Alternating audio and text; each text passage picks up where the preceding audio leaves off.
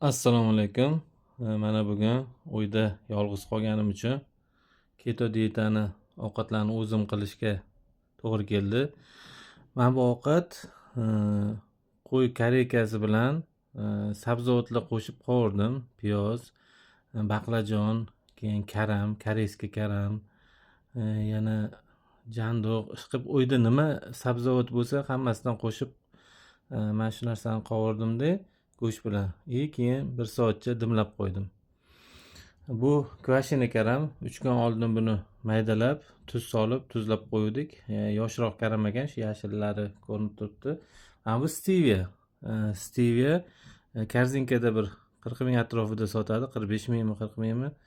Mana shu choydan qilib, limon choy, ko'k choyda stevia qo'shib tayyorlab qo'ydik. Mana shu kuniga bir mahallik ovqatim. Keto dietada shu faqat go'sht, sabzavotlar, salat mana shu. Mana shu kuniga bir mahal shunaqa ovqatlansanglar, yarim kilo veslaring ketadi, xudo xolasa. Sinab ko'ringlar. Kunni qolgan vaqtida qaymoqli kofe 2 mahal ichsa bo'ladi. Bo'ldi, boshqa narsa shart emas. Choy, suvlar ichsa bo'ladi. Lekin hech qanaqa boshqa ovqat narsalar, perkuslar mumkin emas.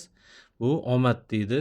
Mana shunaqa kuniga bir mahal ovqat yeb, kuniga 500 grammcha ves tashlasa bo'ladi. Ya'ni 100 kiloli odam kuniga 500 gramm ves tashlaydi.